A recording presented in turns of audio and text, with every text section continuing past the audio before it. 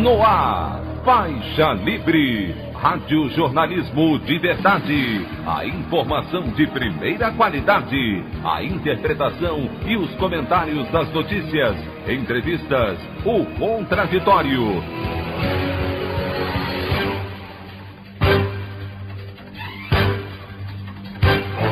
Tudo para aproximar você cada vez mais da realidade do Brasil e do mundo. Apresentação: Anderson Gomes. Manifestações pelo Fora Bolsonaro tomam as ruas de todo o país no último sábado e ampliam a pressão pela saída do ex-capitão da presidência. Deputada federal Joyce Hasselmann, do PSL de São Paulo, surge com dente quebrado e hematomas no rosto, diz não lembrar o que aconteceu e acredita ter sido vítima de atentado. O Brasil perde um dos seus grandes pensadores, o filósofo e professor da Unicamp, Roberto Romano, mais uma vítima da Covid-19. Essas e outras notícias na edição desta segunda-feira, 26 de julho do ano de 2021, do programa Faixa Livre.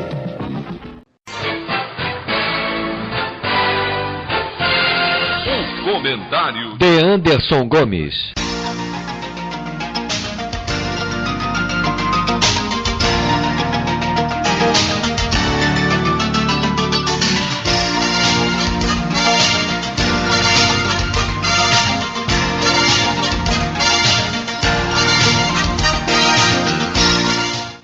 Bom dia, ouvintes. Nós tivemos no último sábado mais um dia de enormes manifestações por todo o país pelo Fora Bolsonaro, por comida no prato e vacina no braço, contra as privatizações, tanto da Eletrobras como dos Correios, esse processo de desmonte que o país atravessa, potencializado pelo genocídio instituído com a Covid-19, que, aliás, nos levou mais uma grande figura na última quinta-feira, que nós falaremos mais à frente nesse editorial. Vale destacar nos atos o caráter pacífico dos manifestantes, quase todos com máscaras de proteção contra o coronavírus, procurando manter o distanciamento para evitar novas infecções.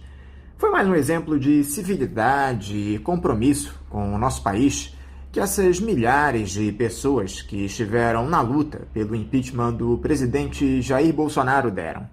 Alguns poucos e episódicos fatos de pessoas infiltradas que tentaram sujar a imagem dos atos, em especial em São Paulo, onde alguns mascarados tentaram depredar bancos e pontos de ônibus, mas, no geral, o que se viu foram protestos justos e contundentes, demonstrando o desejo dos brasileiros de que esse governo só destrói e leva a mortes no nosso país se encerre. Por falar nisso, infelizmente, o Brasil perdeu mais uma grande figura para a Covid-19 na última quinta-feira. Eu me refiro ao professor de Filosofia e Ética da Universidade de Campinas, a Unicamp, Roberto Romano, que perdeu a batalha para o vírus após ficar internado no Instituto do Coração do Hospital das Clínicas da Faculdade de Medicina da Universidade de São Paulo, a USP, o INCOR, em São Paulo, desde o dia 11 de junho. Romano, um estudioso de primeira linha, comentarista histórico do nosso Faixa Livre, uma figura adorável, deixa um legado de busca pela igualdade e pela correção das mazelas sociais que existem no nosso país. Como forma de homenageá-lo, nós vamos repetir, no bloco final do programa de hoje, a última entrevista que o professor concedeu a nós no mês de maio. Fica aqui a nossa solidariedade aos amigos e familiares de Roberto Romano e a certeza, mais do que nunca, de que esse morticínio que está colocado no Brasil só terá um fim quando conseguirmos derrubar Jair Bolsonaro do Palácio do Planalto. O Faixa Livre de hoje será todo em homenagem à memória do professor Roberto Romano. A opinião do Faixa Livre. Bandeirantes, 1360. Estamos apresentando Faixa Livre. voltamos a apresentar Faixa Livre. Estamos de volta, ouvintes, com o início da edição de hoje do programa Faixa Livre, que tem na sua produção a jornalista Celeste Sintra, auxiliada pela também jornalista Natália Moraes, tendo no comando do áudio o Francisco. Meu bom dia a todos. E meu bom dia também a você, que pode aqui participar nos enviando mensagens eletrônicas para o endereço ouvinte@programafaixalivre.com.br ou ainda registrando suas participações diretamente nas nossas redes sociais. No Facebook, nossa página é o Programa Faixa Livre. No Twitter e no Instagram, para deixar o seu recado, basta seguir os perfis @PGM Faixa Livre. Lembrando que as participações por telefone estão inviabilizadas, pois durante o período da pandemia do novo coronavírus, nosso programa está sendo gravado no dia anterior à sua veiculação. Pedimos desculpas aos nossos ouvintes que costumam interagir conosco desta forma, mas foi a maneira encontrada pela equipe do Faixa Livre para mantê-los informados sobre o que acontece no país e no mundo com essa nossa visão crítica e, ao mesmo tempo, preservando a saúde dos profissionais que levam o programa ao ar. O Faixa Livre pode ser acompanhado também pelo nosso aplicativo para celulares com sistema operacional Android. O nome do aplicativo é Programa Faixa Livre. Os ouvintes também têm acesso à transmissão pelo nosso site, o www.programafaixalivre.com.br, ou pela página da Associação de Engenheiros da Petrobras, a AEPET, uma das nossas entidades patrocinadoras, no www.aepet.org.br. Para quem perdeu alguma das edições ou quer ouvir novamente o Faixa Livre, os áudios das entrevistas e editoriais estão disponíveis no nosso podcast, nos aplicativos Spotify, Deezer e Castbox. E dando início às nossas entrevistas, eu cumprimento o jornalista e professor da Pontifícia Universidade Católica de São Paulo, a PUC, Leonardo Sakamoto. Leonardo Sakamoto, bom dia. Bom dia a todos e todas. É um prazer estar conversando com vocês. Sakamoto, muito obrigado por você mais uma vez conversar aqui conosco no Faixa Livre. Sakamoto, as ameaças à nossa parca democracia têm se ampliado enormemente nos últimos tempos. Os militares abraçaram aquela retórica autoritária do Jair Bolsonaro e passaram a atentar contra as instituições abertamente ou nos bastidores, como aconteceu na última semana, quando o ministro da Defesa, General Braga Neto, de acordo com o jornal O Estado de São Paulo, enviou um recado ao presidente da Câmara, Arthur Lira, a respeito da necessidade do voto impresso nas eleições do ano que vem, que caso o Congresso não aprovasse a impressão do voto, o pleito não seria realizado. Ambos negaram a informação publicamente, mas o fato é que já não há qualquer tipo de constrangimento em se tratar desse tema. Como é que você tem observado, Sakamoto, esse momento difícil que o país atravessa, com um presidente ignorante e autoritário e militares indo pelo mesmo caminho? O episódio do general Braga Neto, pressionando o Congresso Nacional, enviando o recado para o presidente da Câmara, Arthur Lira, de que a aprovação do voto impresso, bandeira bolsonarista, bandeira do presidente Jair Bolsonaro, é a única forma de ter eleições no ano que vem, é um absurdo completo, é um comportamento golpista, é um comportamento que vai exatamente o contrário da função constitucional das Forças Armadas, que é proteger as instituições. Aqui ele não está querendo proteger instituição nenhuma, ele está querendo proteger o presidente da República, proteger as necessidades do presidente da República, proteger e passando por cima da Constituição. É interessantíssimo que o general Braga Neto, com a saída inclusive de Ricardo Salles do Ministério do Meio Ambiente, Braga Neto se transformou no mais bolsonarista dos ministros da esplanada dos ministérios. Braga Neto, ele defende voto impresso, faz pressão sobre outras instituições pela mudança do sistema de votação, ele age sem medo de parecer golpista, ele tenta passar pano para casos de corrupção envolvendo militares na CPI da Covid, como aconteceu no episódio da carta que ele mandou para o senador Omar Aziz, né, aquela pressão indevida também, ou seja, ele copia, ele age que nem o chefe dele, né, ele deve provocar muito orgulho em Bolsonaro, porque ele age que nem o chefe dele, então, e também ele serve como pingente do presidente nas manifestações deste sábado pelo Brasil, ele botou o general Braga Neto para passear com ele de moto para mostrar, olha, eu tenho o meu exército, né. A gente tem que lembrar que Braga Neto ele entra no Ministério da Defesa, substituindo Fernando Azevedo e Silva, o antigo ministro da Defesa, em março deste ano, num episódio também deplorável, em que Bolsonaro tirou Fernando Azevedo e Silva, acabaram retirando também todos os comandantes das cúpulas das Forças Armadas, os 3 comandantes, numa situação que não desceu pela goela de muitos militares, né? Porque Bolsonaro queria substituir, colocar Braga Neto para ter no Ministério da Defesa exatamente alguém que fosse, como posso dizer, que fosse simpático a ele e que fosse capaz de dar respostas, que fosse capaz de defender o governo abertamente, não defender o Estado brasileiro, não defender a República, mas defender o governo Jair Bolsonaro. Que tuitasse, colocasse nas redes sociais, postasse, criasse factoides, é exatamente isso que Braga Neto vem fazendo e o que Fernando Azevedo e Silva não fazia, né?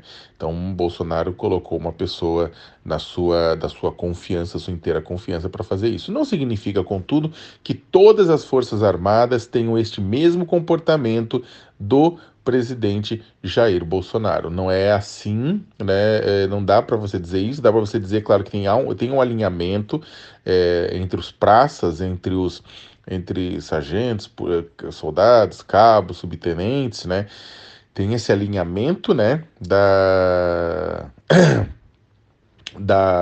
com a ideologia do presidente, existe alinhamento inclusive na cúpula militar, mas há muitos também militares na cúpula militar insatisfeitos com esse tipo de coisa. Contudo, o que acontece é que, para além de uma questão ideológica, Bolsonaro trouxe para dentro do governo muitos militares, né, que têm cargos no governo, que fazem parte do governo, e além disso, Bolsonaro garantiu às tropas, aos militares, benefícios e privilégios, salvando eles de danos maiores na reforma da Previdência, aumentando salários e tudo isso mais.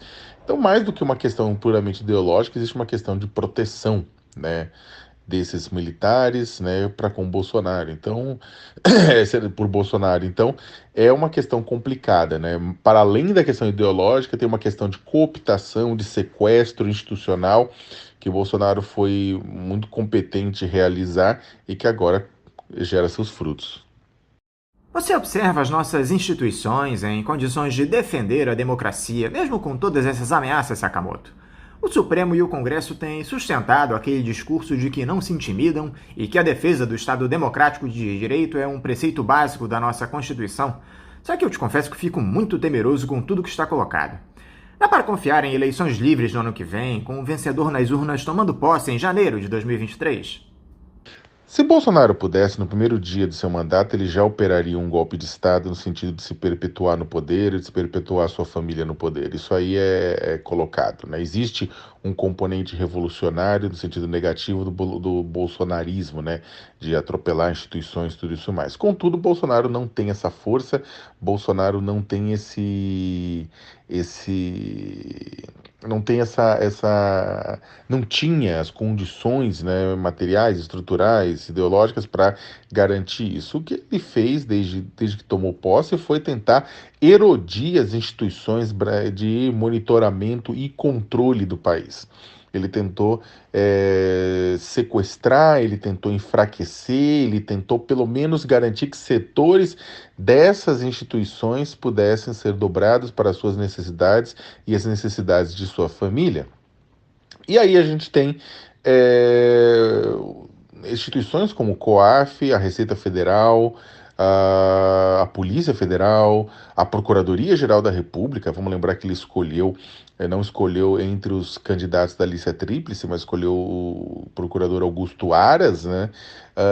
E desde então Augusto Aras tem sido tributário de Bolsonaro, até de olho numa cadeira no Supremo Tribunal Federal.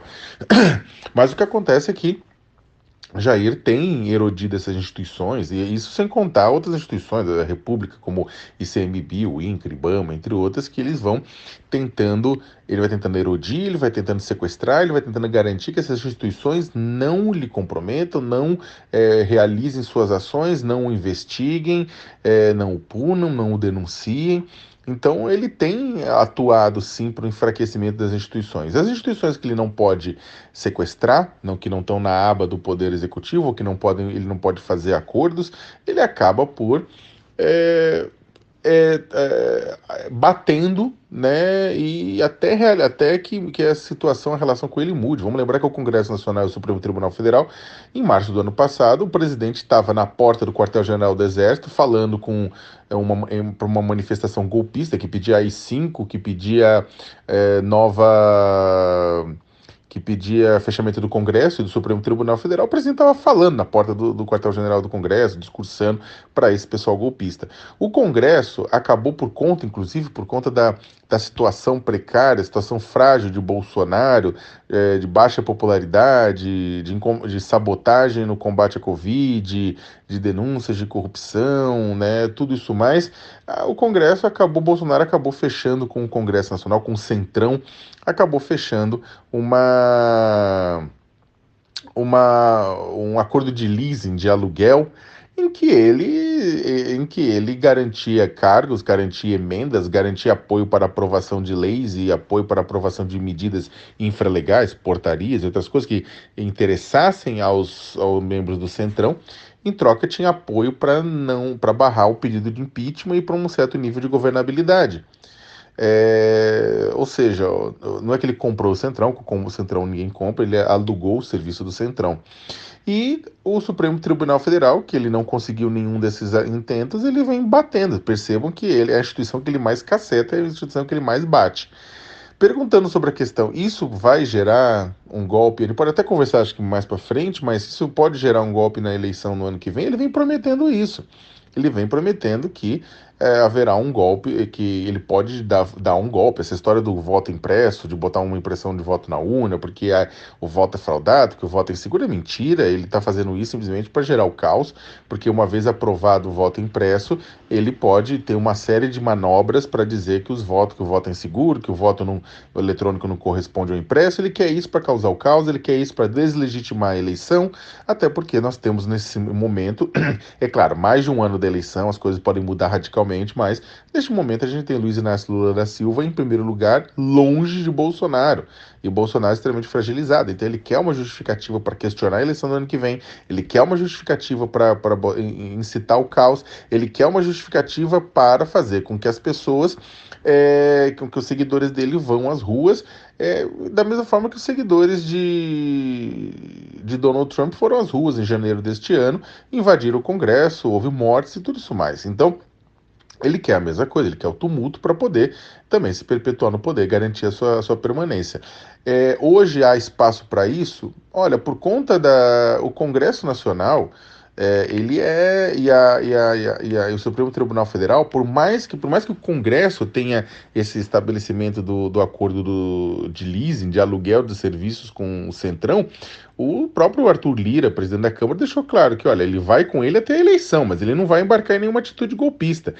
E não é uma questão só de amor à democracia do pessoal, não. É uma questão de que, olha, se você for encarar, se você dá para o presidente faz um golpe e acaba tomando o poder, a própria relação ele não vai depender tanto do Centrão assim, sabe? Se um golpe se sustenta, ele inclusive enfraquece. O Centrão precisa de um presidente fraco, não de um presidente forte.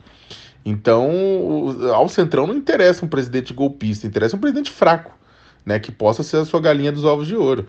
Então, o Centrão, ele não topa essa movimentação, ele também sabe que isso pode gerar reclamações, pode gerar protestos por parte de eleitores do Centrão, então eles não vão, boa parte do Centrão não vai nessa, não. E o Supremo também não apoia. Acho que as duas instituições, Congresso e Supremo, tirando, é claro, os bolsonaristas doidos do Congresso Nacional, que querem AI-5, etc., o resto não vai cair nessa, não, por uma questão de um cálculo econômico e político também. Eles não têm nada a ganhar com um presidente que golpeia e que ignora as instituições e que pode muito bem fechar o Congresso mais para frente. E eu acho que, sinceramente, hoje não há clima, só para fechar essa longa resposta, eu acho que hoje não há clima também para um golpe de Estado. Assim, se acontecesse um golpe de Estado, um golpe eleitoral, haveria muito mais pessoas, cidadãos comuns indo às ruas, milhões indo às ruas e protestando, e aí policiais leais ao presidente Bolsonaro teriam que matar muita gente, porque vão ser milhões de pessoas indo às ruas, vão ser as grandes democracias do mundo, tipo, falando pro Brasil, ou vocês param com essa palhaçada, ou vai ter bloqueio econômico, né? Então o Brasil vai o quê? Vai comercializar com a Antártida, com a Hungria, né? Não vai dar certo. Vai com a Índia, só não vai funcionar. Então, eu acho que hoje não há clima, mas Bolsonaro quer criar o caos e quer criar o tumulto. Algo que chama a atenção, Sakamoto, é que enquanto essa turma das Forças Armadas ameaça a democracia, o Jair Bolsonaro segue humilhando os militares. Ele já havia feito isso com o general Eduardo Pazuello, ex-ministro da Saúde, que tem sido usado de escudo pelo ex-capitão, passando por seguidas humilhações na CPI da pandemia, sem deixar de lado que o militar certamente tem culpa no cartório por essas negociatas com vacinas. O último a passar por situação ultrajante foi o general Luiz Eduardo Ramos, ex-ministro-chefe da Casa Civil, que admitiu ter sido atropelado por um caminhão ao ser informado pelo presidente que seria substituído na pasta pelo senador Ciro Nogueira. O Bolsonaro humilha os oficiais e esse pessoal segue ajoelhado aos pés do ex-capitão. Por que o pessoal das Forças Armadas se submete a esse tipo de situação, Sakamoto? Então, algo que eu já comentei na nossa conversa é que existe houve um processo de sequestro de Bolsonaro das instituições, e não apenas por uma questão ideológica. Existe, é claro, militares que estão com Bolsonaro por uma questão puramente ideológica, mas existe muitos deles que estão com Bolsonaro porque Bolsonaro, ao trazer os militares para dentro do governo, e não apenas algumas dúzias de coronéis e generais em cargo-chave, mas também são outras milhares pela esplanada dos ministérios, em outros oficiais, suboficiais, ele, na verdade, amarrou, né, amarrou esses militares na defesa do governo. Tem uma outra questão, que é a questão do próprios benefícios, né, como eu falei. O Bolsonaro, ele garante na reforma da Previdência, protege os militares, atua na aprovação de projetos que aumentam as remunerações, protege os militares nas mamatas que eles têm, por exemplo, essa questão da pensão para filha de militar que não se casa, que é um absurdo completo, né? Algumas delas ganham milhares e milhares de reais simplesmente porque não vem a se casar, e sendo um buraco sem fundo dos cofres públicos, enquanto tem gente passando fome porque não recebe um auxílio emergencial decente. Então, tem muita mamata também envolvida, tem muita proteção ao Exército, tem muita proteção às Forças Armadas, né? Então existe o fator ideológico que une, mas existe o fator também de envolvimento, de ter sido envolvido, de fazer parte daquilo, né? É claro que dentro da cúpula das Forças Armadas há muitos brigadeiros, almirantes, generais que são contrários, né, a esse tipo de envolvimento, que até apoiam ideologicamente com Bolsonaro, mas acham que é um absurdo, e esse tipo de genuflexão, essa humilhação pública, né, dos militares, né? O que aconteceu na não punição do general Pazuello foi claro. Pazuello foi participar de uma micareta política com Bolsonaro no Rio de Janeiro, era para ter sido político porque ele é proibido pelo Código de Conduta do Exército, e o Exército ficou pianinho, baixou a cabeça.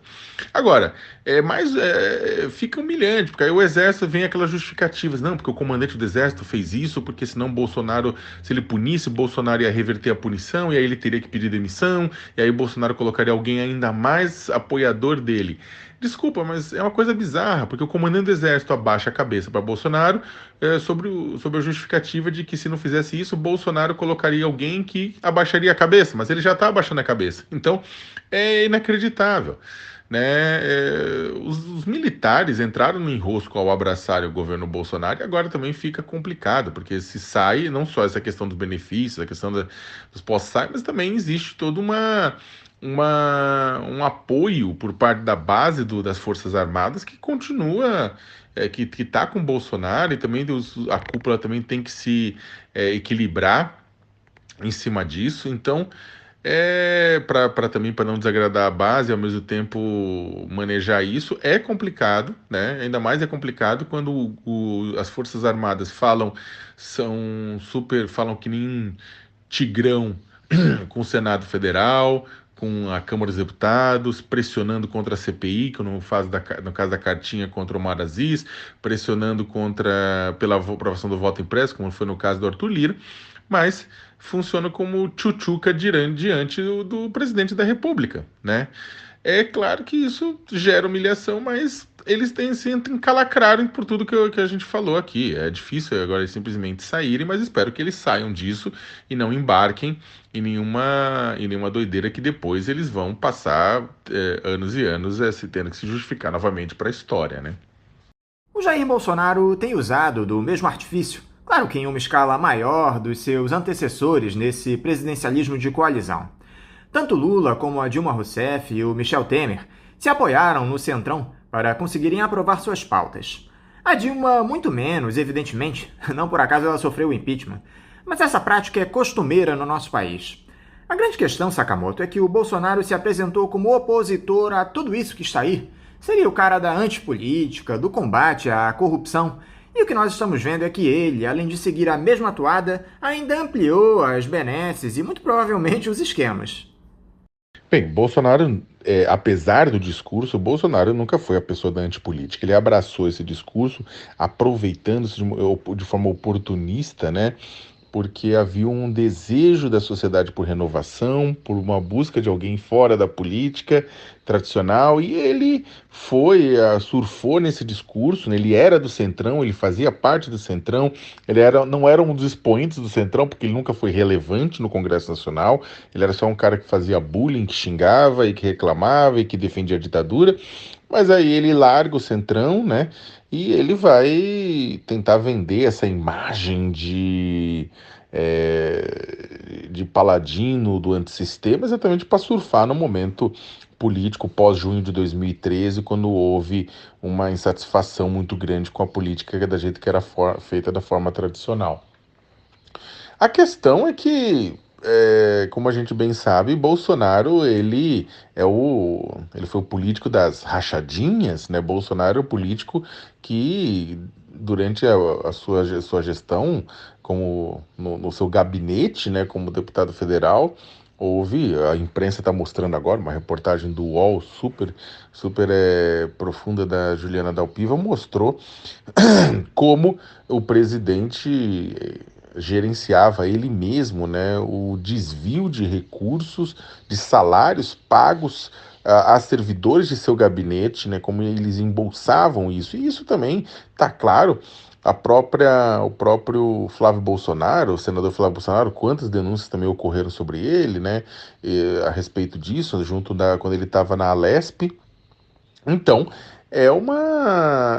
ou seja, Bolsonaro não era o político do antissistema, Bolsonaro era o político da rachadinha, né, da rachadinha e da violência. E aí ele vende essa imagem antissistêmica para se manter, xinga o Centrão. Você teve um episódio famoso em que o general Augusto Heleno, na campanha de 2018, chega a dizer, cantarolar, parodiar a Bezerra da Silva, dizendo que se gritar pega Centrão não sobra um irmão. Agora o Augusto Heleno engole seco porque o ministro mais importante do governo Bolsonaro, o ministro-chefe da Casa Civil, não é nada menos do que Ciro Nogueira, do PP do Piauí.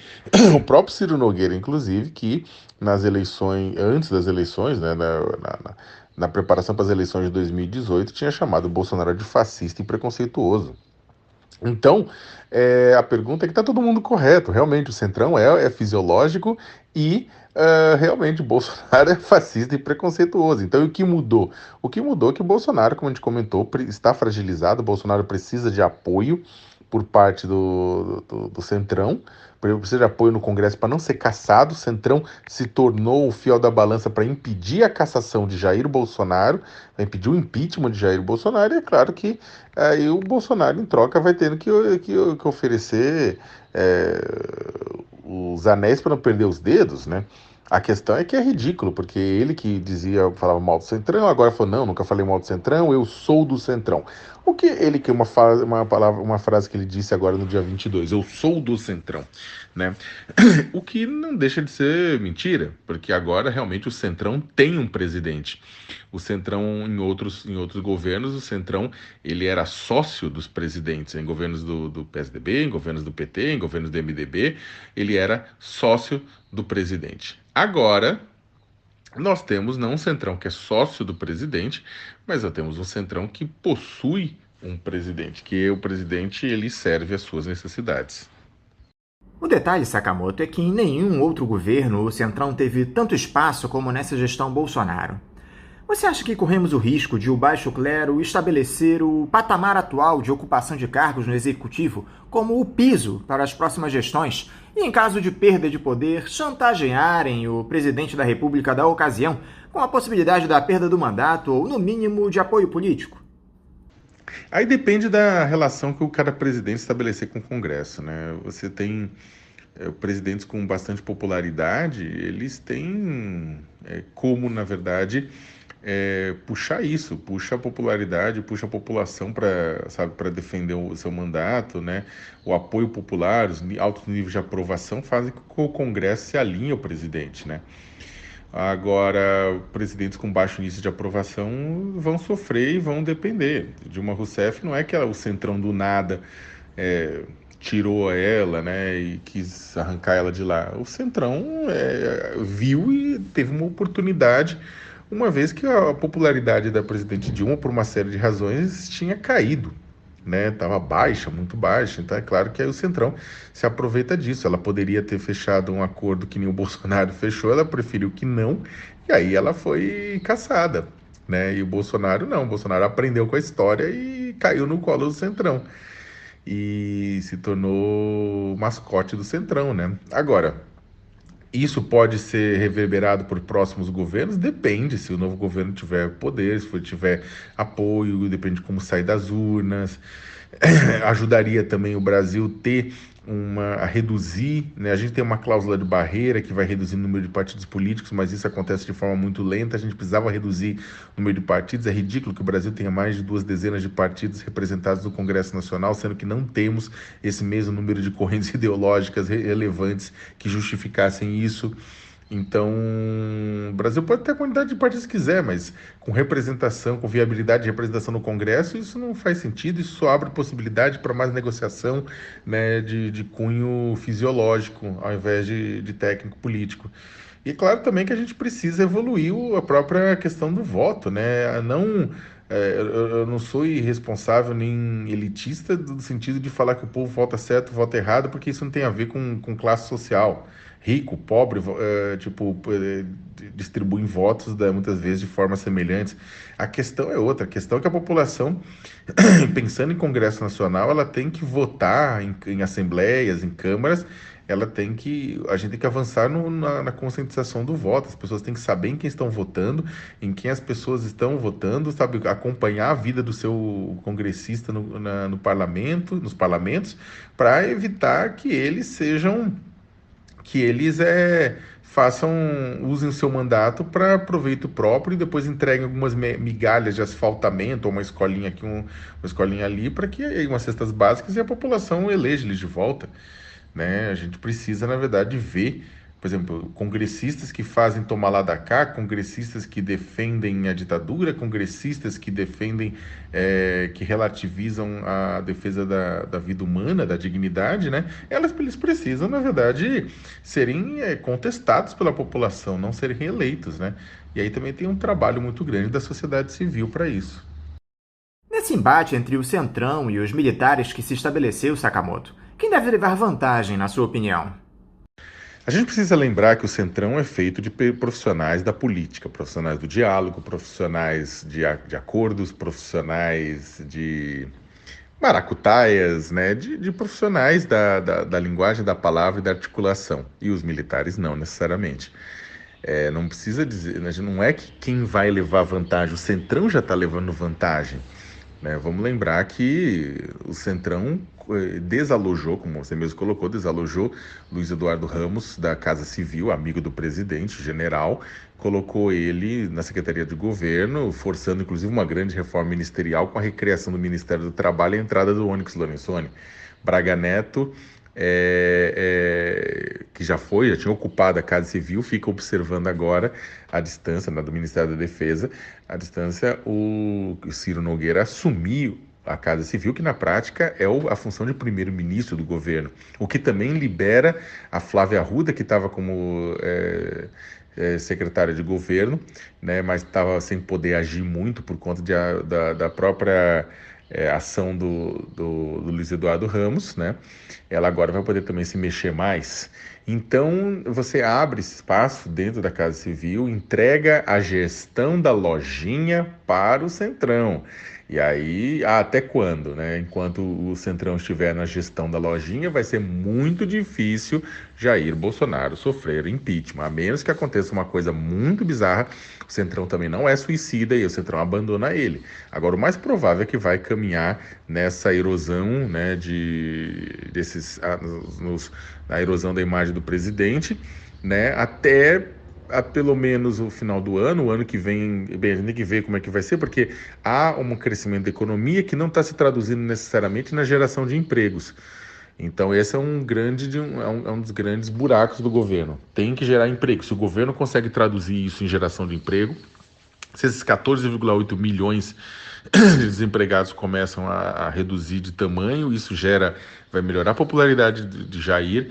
Se o Bolsonaro no ano que vem vier com aqueles planos de aumentar o Bolsa Família e mesmo de criar um auxílio emergencial no início do ano para permitir que a população informal se restabeleça, isso também ajuda a popularidade de Jair. A economia é a grande chave, né, da popularidade de um presidente que é rodeado de acusações, né, como a gente mesmo viu, como foi em 2006 com as acusações de mensalão em que Lula foi reeleito porque a economia estava bombando.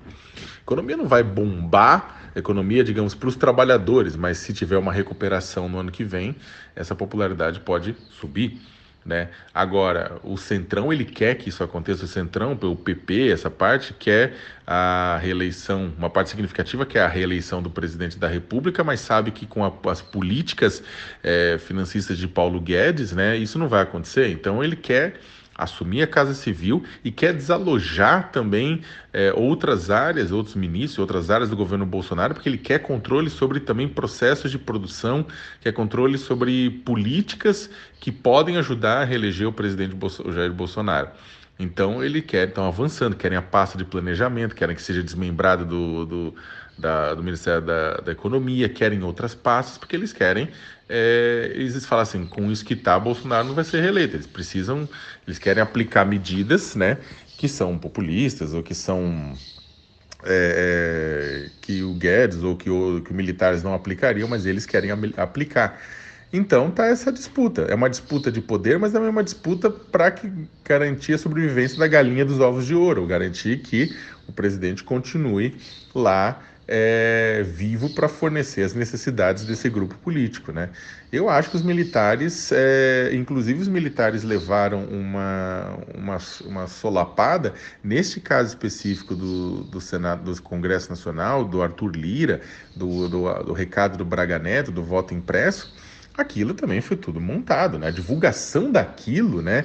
Ela acontece, aquilo é vazado, passado para a imprensa, do Estadão, numa bela matéria, inclusive o Estadão está de parabéns por ter conseguido isso, mas é vazado à imprensa aquilo, também dentro de um processo para desgastar os militares, para mostrar que os militares estão tentando fazer esse tipo de coisa, porque é claro que haveria uma reação da sociedade sobre isso. Aquilo foi pensado, não foi sem querer.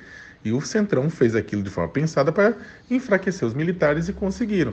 Né? Então é o seguinte, os militares estão, como comentamos antes, vai apanhando do Centrão, vai sendo humilhado por Jair Bolsonaro, vai se segurando. Essa declaração do ex-presidente Lula, Sakamoto, de que o Jair Bolsonaro sofreria um impeachment ou seria interditado, não participando do processo eleitoral no ano que vem, Você enxerga alguma possibilidade disso ocorrer? Seria inocência demais do petista acreditar nessa possibilidade?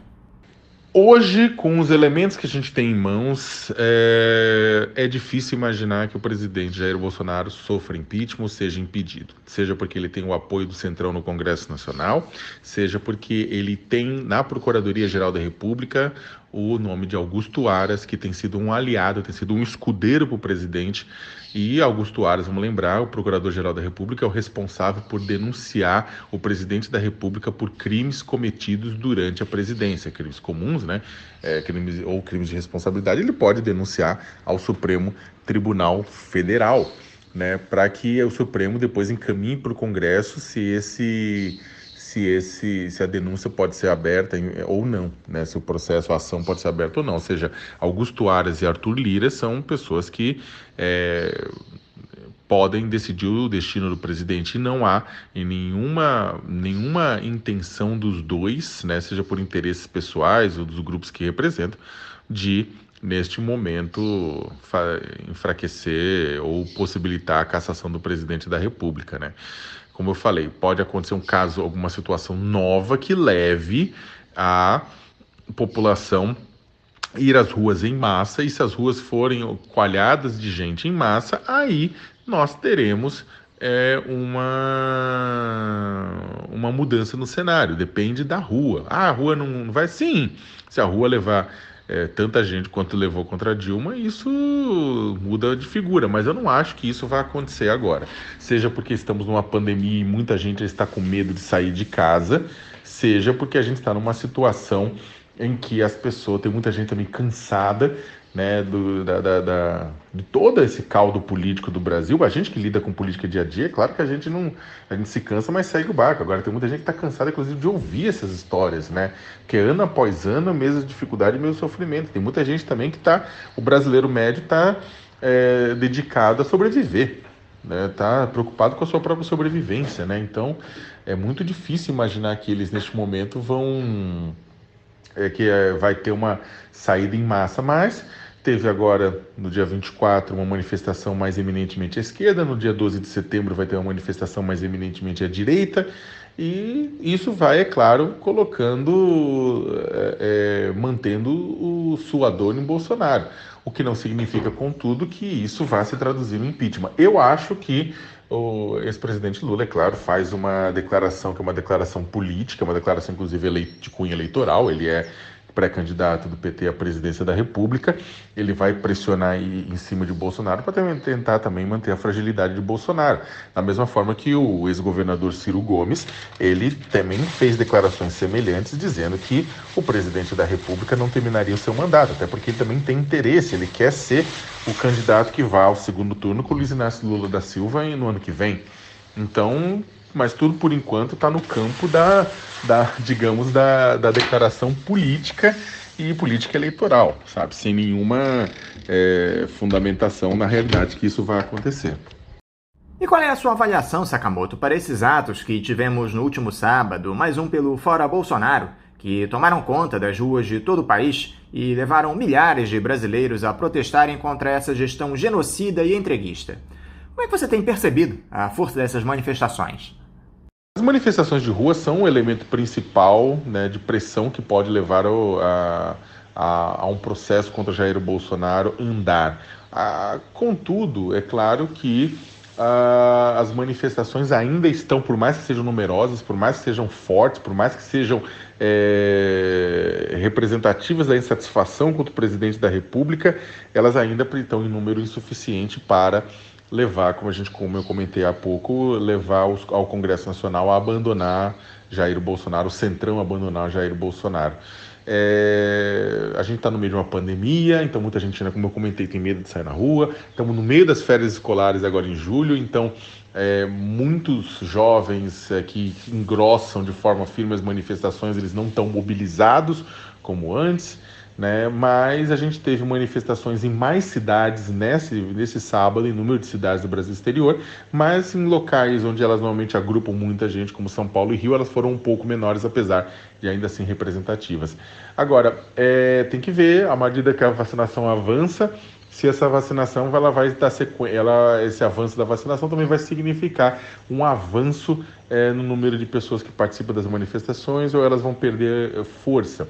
É difícil imaginar que elas vão deixar de existir, porque mais de 540 mil pessoas morreram, que 50 mil pessoas morreram, escândalos de corrupção brotam a cada momento, e tudo isso bota água no moinho do impeachment, né? Então, a morte de pessoas, a corrupção, que ainda a CPI vai revelar ainda muito mais coisa, né? Ao que tudo indica, né? O desemprego, a fome, tudo isso gira o moinho do impeachment. Agora, as manifestações, como eu falei, são um termômetro dessa insatisfação, e o termômetro, apesar de indicar grande satisfação, ainda não atingiu naquele ponto de ebulição a partir do qual os aliados largam mão de Bolsonaro.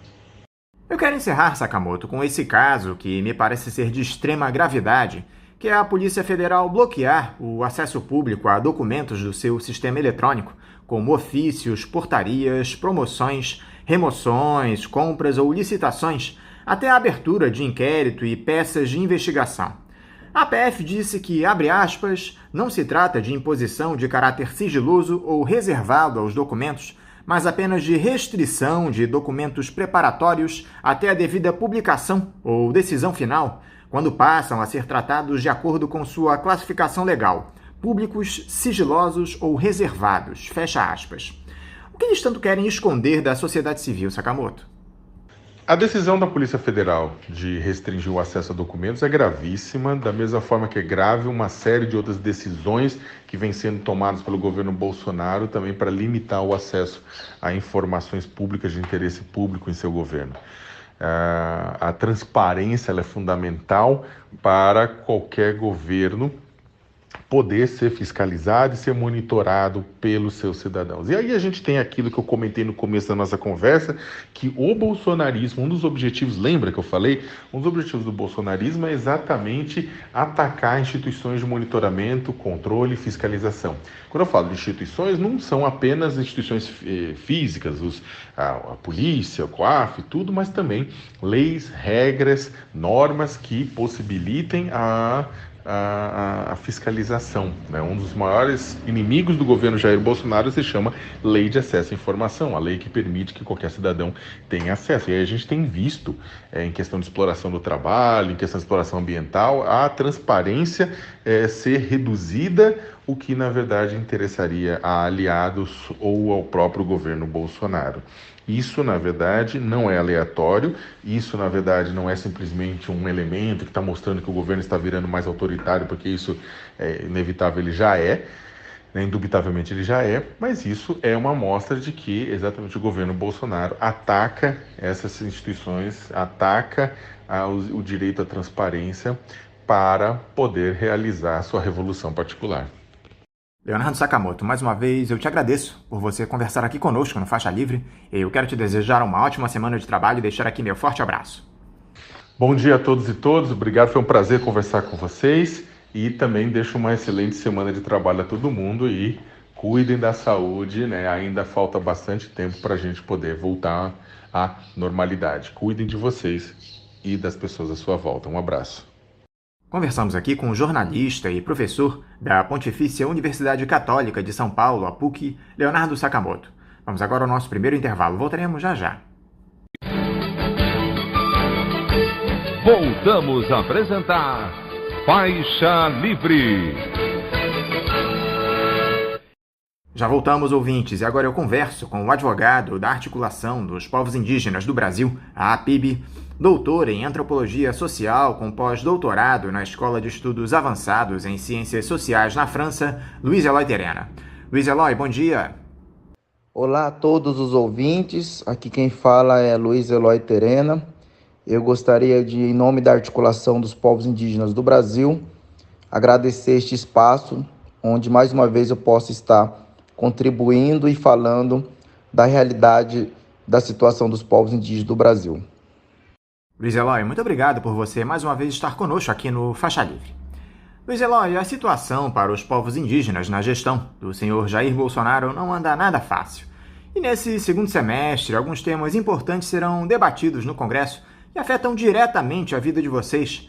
Em especial, esse projeto que trata da demarcação dos territórios indígenas, já aprovado pela Comissão de Constituição e Justiça da Câmara, que traz pontos polêmicos como o chamado marco temporal e mudanças no usufruto pelos povos originários, com a possibilidade, por exemplo, de instalação de bases, unidades e postos militares, expansão da malha viária e exploração de alternativas energéticas de cunho estratégico.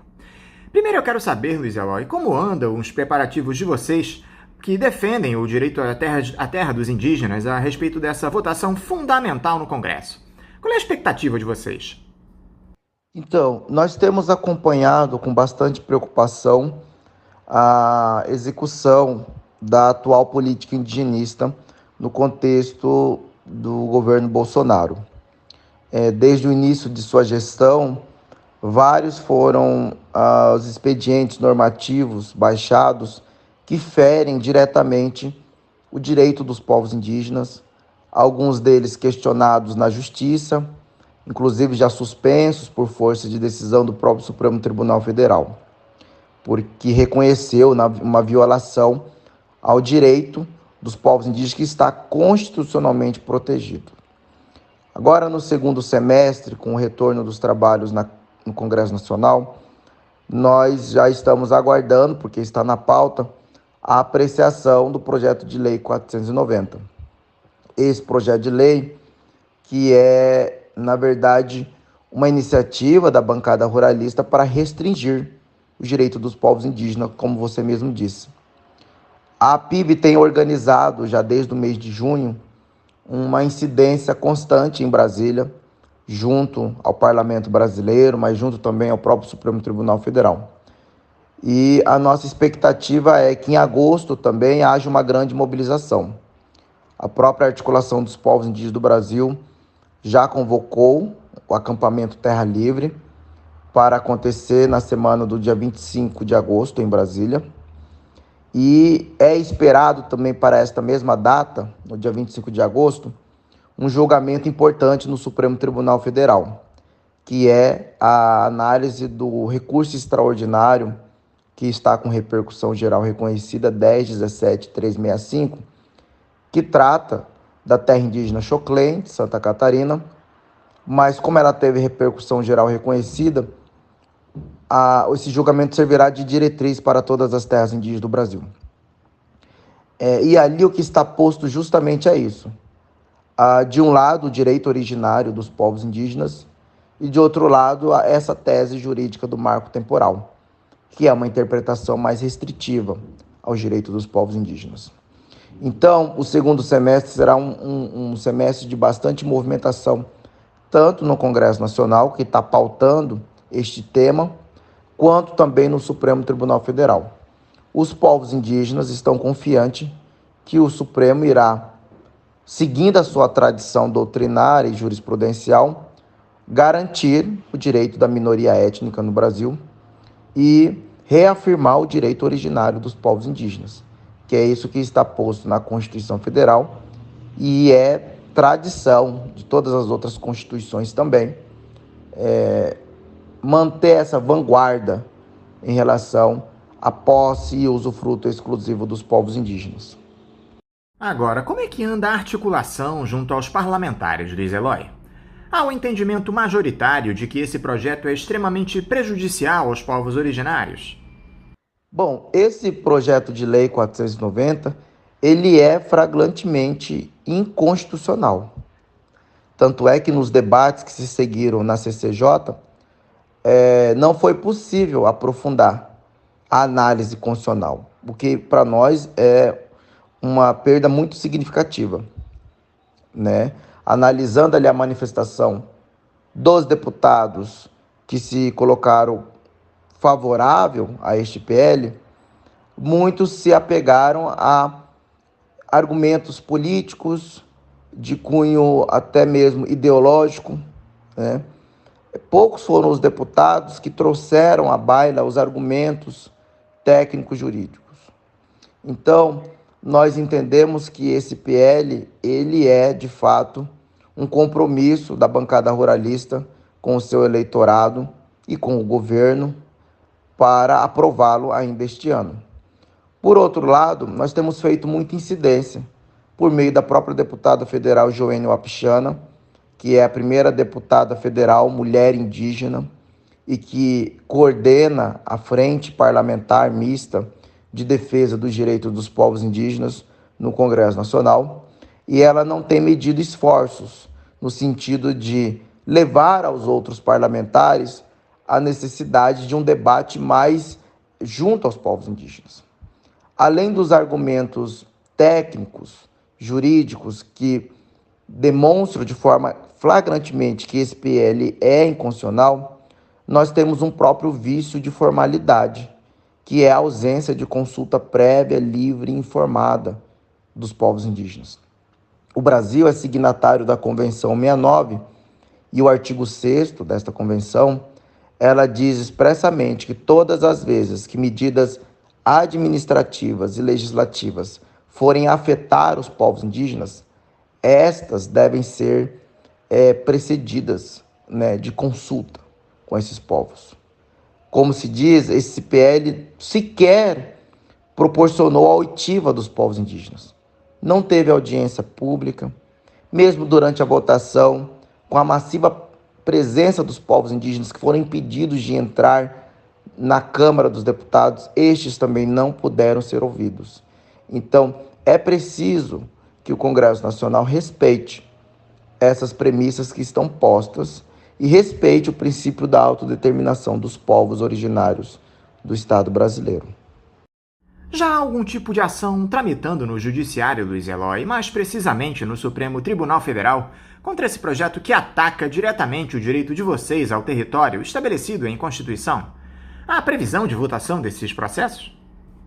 No âmbito do Judiciário, não há nenhuma ação questionando o PL 490 por hora.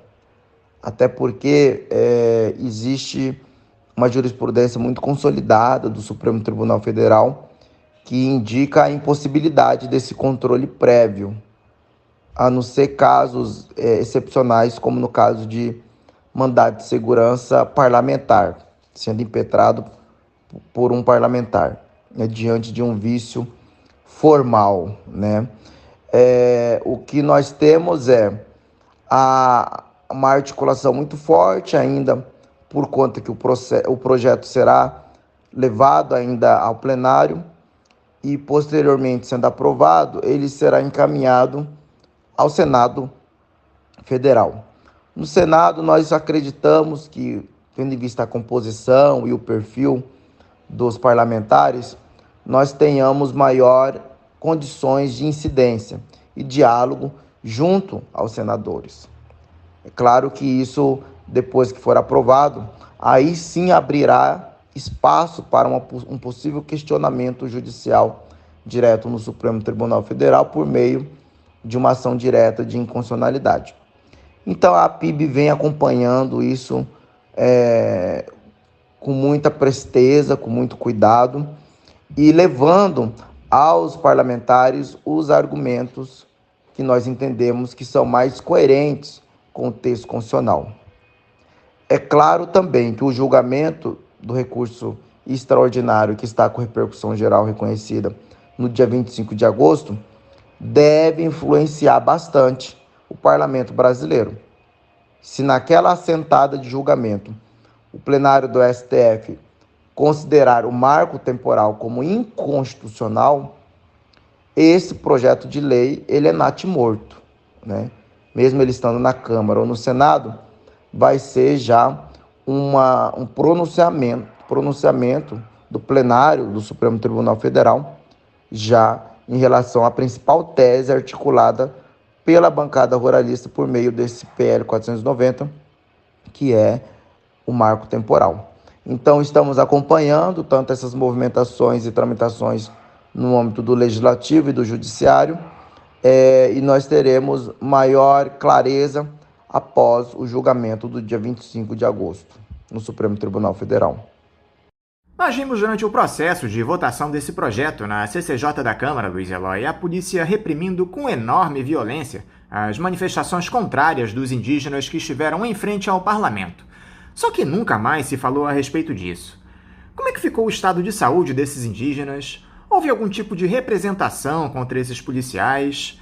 Vocês pretendem fazer atos semelhantes durante a apreciação da matéria em plenário? Exatamente. O que nós vimos em Brasília foram cenas de violência, né, e repressão desnecessária aos povos indígenas que estavam ali apenas fazendo uso do seu direito constitucional de livre manifestação. No momento, nós tivemos algumas lideranças indígenas que precisaram de atendimento por conta do próprio gás, né, de pimenta nos olhos e do gás de efeito moral, mas não tivemos lideranças graves, né? Tiveram um atendimento pontual naquele momento e logo foram liberados e já retornaram para suas aldeias. É claro que por meio do gabinete da deputada Joênia Wapichana foi solicitado, né, um pedido de providências e de apuração em relação à conduta desses policiais. Essa pergunta é importante porque, como eu disse, a APIB está já organizando o próximo acampamento Terra Livre, que vai acontecer em Brasília na semana do dia 25 de agosto. E, sem dúvida, nós contaremos com um número maior de participantes e presença expressiva de lideranças indígenas de diversas partes do país, fazendo ali o seu ato, né, de manifestação política, do livre exercício de manifestação e acompanhando, como todo e qualquer cidadão, os trâmites legislativos no Congresso Nacional e que afetam diretamente os direitos e interesses dos povos indígenas. A comunidade internacional tem reagido de alguma forma a esse projeto criminoso, Luiz Eloy? Entidades de defesa dos direitos dos indígenas do exterior têm atuado para tentar evitar mais esse retrocesso? Essa pergunta ela é fundamental, né? No campo internacional, organizações têm acompanhado com bastante atenção o que está acontecendo com os direitos dos povos indígenas no país. A APIB tem encaminhado de forma contínua relatórios ao próprio mecanismo da ONU sobre o direito dos povos indígenas, a própria Comissão Interamericana de Direitos Humanos e a Organização Internacional do Trabalho. É importante dizer que apenas nos últimos 10 meses, a Comissão Interamericana concedeu, em relação ao Estado brasileiro, 3 medidas cautelares, especificamente em relação ao povo Yanomami, Munduruku e Guajajara. Isso nunca tinha acontecido antes, né? A concessão de medidas cautelares contra o Estado brasileiro em tão pouco período de tempo. Além disso, o mecanismo da ONU tem instado quase que continuamente também o Estado brasileiro sobre o avanço, né, dessas medidas contrárias aos direitos dos povos indígenas. Uma outra coisa inaugural que está acontecendo também é a denúncia contra o presidente Jair Bolsonaro no Tribunal Penal Internacional. No ano de 2019, foi encaminhado um comunicado à Procuradoria do TPI e nós temos informações que esse comunicado ele está passando já pela análise de admissibilidade e tem avançado a investigação. Se isso, de fato, se concretizar, é algo inédito também na história do Brasil, por ter, pela primeira vez, um presidente brasileiro sendo investigado pela Procuradoria que atua perante o Tribunal Penal Internacional. É claro, existem indícios graves de violações de direitos humanos aliados a uma omissão sistêmica do governo brasileiro em relação à situação dos povos indígenas. A gente tem encaminhado os informes, a gente tem feito as denúncias e a gente tem visto esses organismos internacionais cobrando muito do Estado brasileiro. É claro que isso não se esgota nesse período. Nós queremos que, num médio período de tempo, ter aí a responsabilização desses agentes que estão à frente das instituições responsáveis pela proteção dos direitos e dos territórios indígenas serem também responsabilizados. Em meio a tudo isso, Luiz Eloy, me aparece o senhor Henri Charles Lima da Silva, tenente do Exército e coordenador da FUNAI no Vale do Javari, no Amazonas, e diz, em um áudio do mês de junho obtido pelo jornal Folha de São Paulo, o seguinte, abre aspas, eu vou entrar em contato com o pessoal da Frente de Proteção Etnoambiental e pressionar. Vocês têm de cuidar dos índios isolados, porque senão eu vou, junto com os murubus, meter fogo nos isolados. Fecha aspas. Isso é um crime, Luiz Eloy. Em um país sério, esse senhor já estaria preso imediatamente. O que é que vocês pretendem fazer a respeito desse episódio? Que tipo de atitude vocês pretendem tomar contra o tenente Henri Charles de Lima da Silva? Então, em relação a este coordenador da FUNAI, do Vale do Javari, que foi noticiado, inclusive, e ganhou uma repercussão muito grande, é importante frisar que no próprio dia 22, a coordenação das organizações indígenas da Amazônia Brasileira, a COIAB, representou criminalmente contra este coordenador da FUNAI. O que nós vemos nesses áudios, que teve a autenticidade apurada pela reportagem, é que ele incitou, na verdade, publicamente, diretamente, colocar fogo no grupo isolado, nos povos isolados, né? A terra indígena Vale do Javari é uma das terras indígenas que concentra o maior número de povos isolados. E estes povos que vivem de forma autônoma em seus territórios, eles devem, o Estado brasileiro deve a eles a proteção necessária, seguindo o princípio da autonomia, da autodeterminação dos povos, que são compromissos assumidos pelo Estado brasileiro. Então, ao fazer isso, o senhor Henri, ele cometeu, ao nosso ver, a conduta prevista no artigo 3º da Lei 2889 de 1956, que define e pune o crime de genocídio. O artigo 3º dessa lei é clara que também comete crime de genocídio aquele que, direta e publicamente, incita a destruição em todo ou em parte de grupo étnico, ou incita o cometimento de atos capazes de impossibilitar a sua sobrevivência física e cultural. Então, para nós, essa conduta está claramente tipificada e no mesmo dia 22 de julho, ao tomar conhecimento desse fato, mediante notícia publicada na Folha de São Paulo, imediatamente a COIAB ingressou com essa representação junto à Procuradoria-Geral da República, tendo em vista a gravidade do caso. Então, nós estamos aguardando já um pronunciamento do próprio Ministério Público Federal, em que nós pedimos, primeiro, a instauração de inquérito para apurar o cometimento do crime de genocídio. Segundo, a própria lei autoriza a representação também, pedido de prisão temporária nos casos de cometimento de crime de genocídio.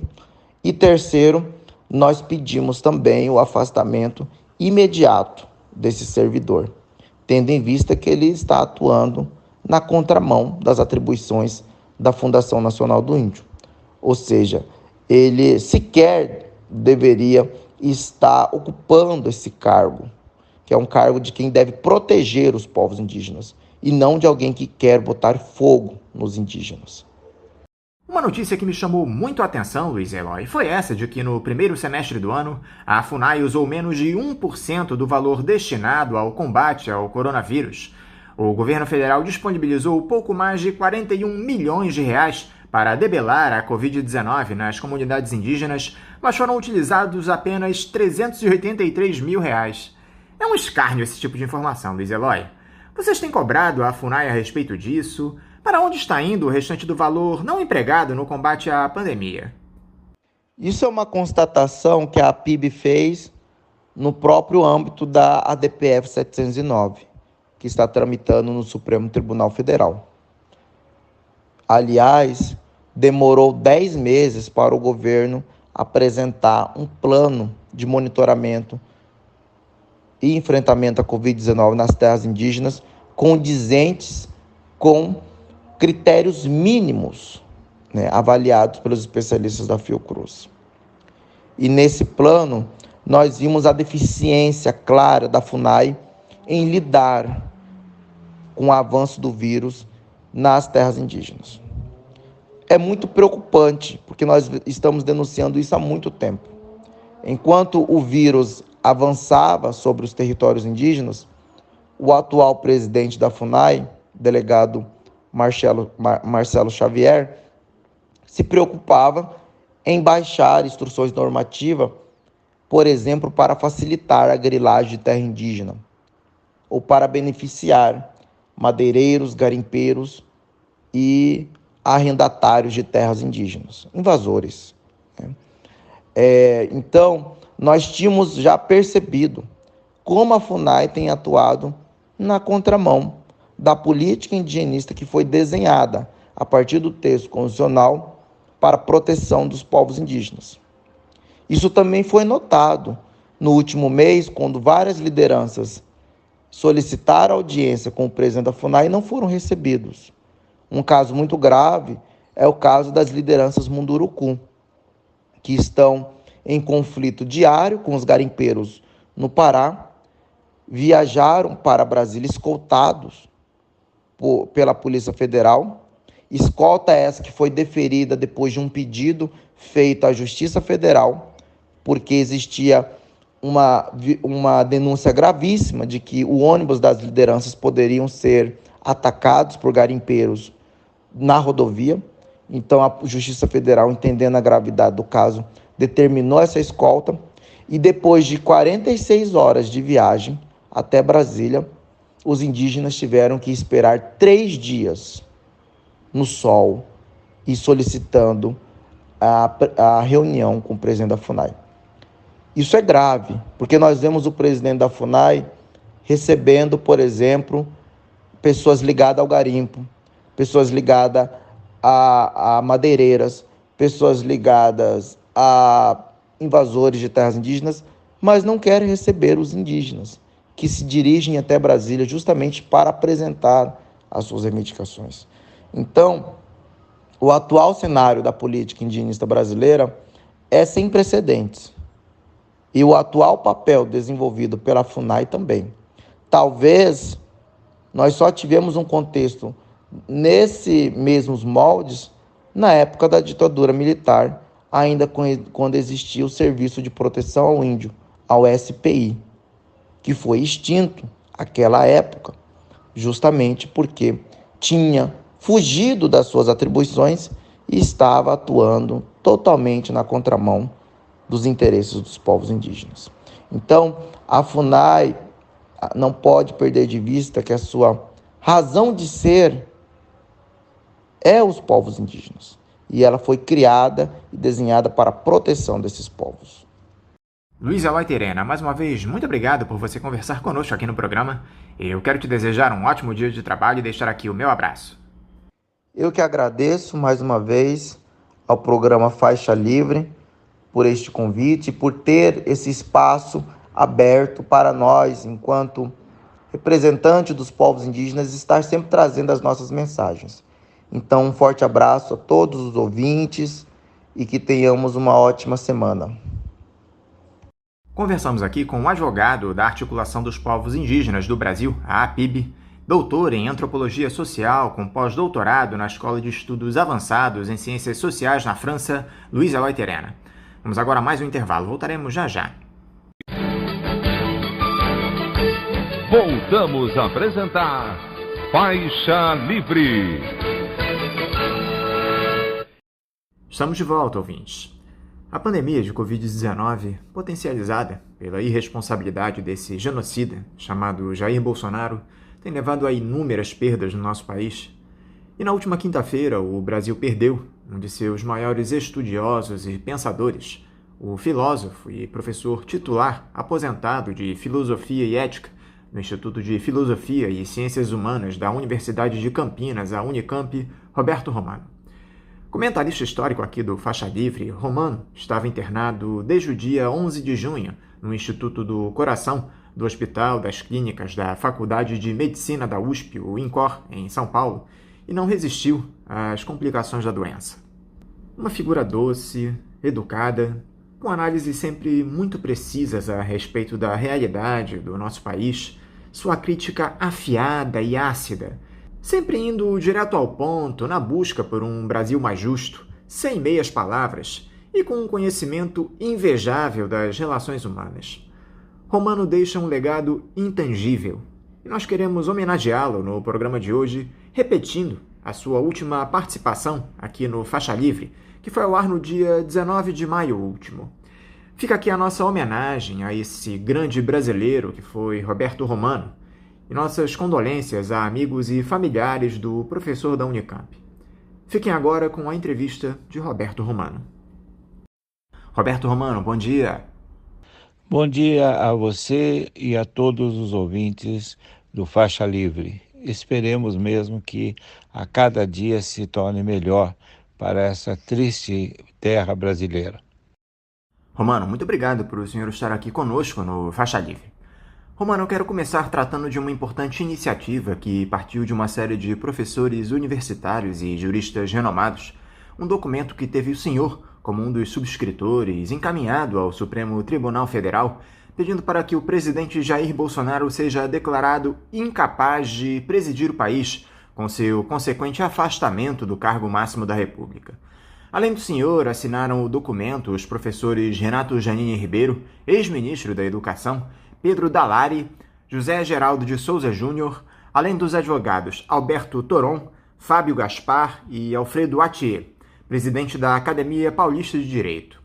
Além de parabenizá-los por essa medida mais que necessária, Romano, eu gostaria de saber qual é a expectativa de vocês a esse respeito. O senhor acha que o STF vai considerar o ex-capitão incapaz de seguir na presidência? Já há data para esse tema ser votado em plenário? Bom, trata-se de uma realidade que vem sendo conhecida pelo povo brasileiro desde os atentados ocorridos no final da ditadura militar.